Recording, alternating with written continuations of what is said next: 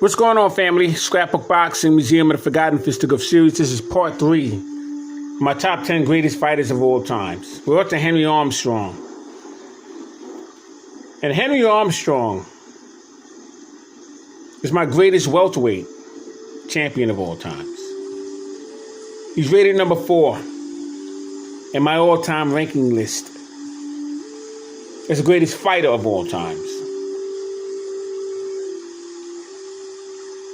And at the end of part 2, I told you that he was born December 12th, 1912, Columbus, Mississippi, and he died October 24th, 1988, Los Angeles, California. I told you I met him. I told you his record. Told you when he turned professional, July 28th, 1931. He was knocked out in the 3rd round by Al Avino. I explained to you in 1938, he had a fighting record of 27-0 with 26 knockouts. Along the way, he picked up the featherweight championship belt by knocking out Peter Cerrone in 6 rounds at Madison Square Garden. I think I touched on him knocking out Baby Casanova in the 3rd round. Paul Jr. and Mike Belois in the 4th round. Aldi Spaulding, Lou Ambers, Barney Ross. Now, when he faced Barney Ross, 1938, to win a welterweight championship belt. He had already defeated Peter Cerrone in 1937. So he's now a 2-weight division champion. But what was happening? Joe Louis had defeated Jimmy Braddock for the World Heavyweight Championship belt in 1937. And he would be the 2nd black heavyweight champion in boxing history. So Eddie Meade and Al Jolson wanted to eclipse that. So they figured they would make Henry Armstrong a 3-weight division champion and hold those belts simultaneously. Now, Henry Armstrong obviously did the work. He had to go from featherweight to welterweight, back down to the lightweight division, and he did it in 9 months. He would defeat Lou Ambers, and he would hold all 3 titles simultaneously. And he would face some very good opponents during his welterweight reign. He would face Severino Garcia, 1938. And he would defeat Severino Garcia, an outstanding Filipino fighter. He wound up facing Severino Garcia in 1940 as well for Severino Garcia's middleweight championship belt. And Billy Seuss was a middleweight champion at that point in time. Ken Overland. Severino Garcia had to get past these fellas. But Henry Armstrong would defeat Severino Garcia in 1938, 1940. He was a phenomenal fighter for Severino Garcia. He was known for the bolo punch, as Kid Gavilan and Bojack was. Henry Armstrong would be in the ring with Jackie Wilson. Very good fighter was Jackie Wilson. Armstrong would be in the ring with Lou Jenkins. Lou Jenkins would eventually become lightweight champion when he defeated Lou Ambers for the lightweight championship belt. But Lou Jenkins was a very good fighter. He would face the former featherweight champion, Chalky Wright, out of Los Angeles. His name was Albert Chalky Wright. And he was from Phoenix, Arizona. He would take his featherweight championship belt. Joey Archibald. And he would lose it to Willie Pep. Now, he would win a New York sack, Harry Jeffer. But Albert Chalky Wright was a phenomenal fighter. He would wind up retiring, being a chauffeur for Mae West. Henry Armstrong would wind up being good friends with Chalky Wright.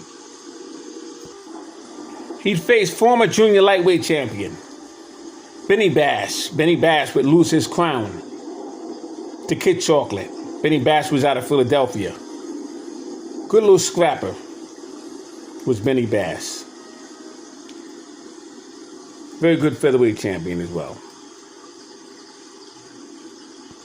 Armstrong would face the Bronx Spider, Mike Belois.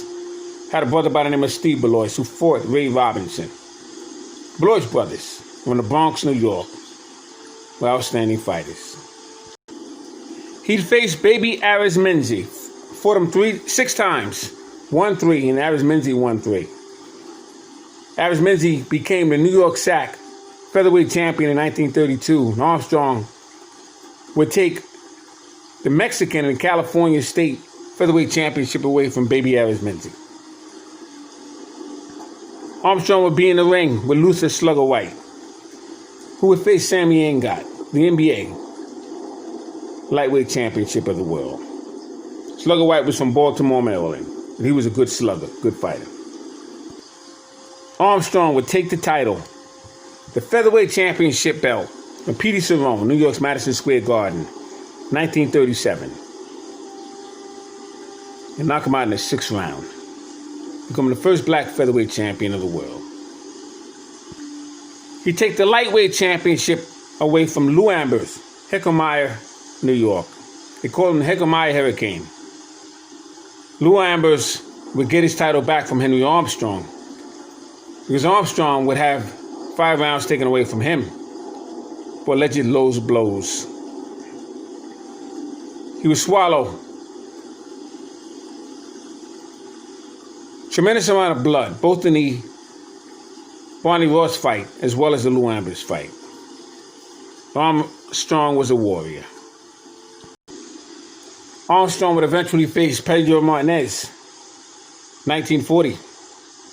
And the next fight he would face Seferino Garcia. For the middleweight championship belt, he would be robbed. George Blake would take 5 rounds away from Armstrong, making it a draw. Seferino Garcia would remain champion. Then Armstrong would face Fizzy Zivik, October 4th, 1940. He would lose his welterweight championship belt. That was his 20th welterweight title defense. And he would fight him again in New York's Madison Square Garden, 1941. And he would be stopped. But Armstrong would continue to face fighters such as Ray Robinson and Bo Jack. Great fighter was Henry Armstrong. Henry Armstrong would defend his welterweight championship belt 5 times in the month of October, 1939. He was a phenomenal fighter. I want to salute Henry Armstrong by giving him his own video. Look out for video number 4. My top 10 greatest fighters of all times. Thanks for hanging there with me. Scrapbook Boxing, Museum of the Forgotten Fisticuffs series. All great fights and all great fighters will never be forgotten on my channel.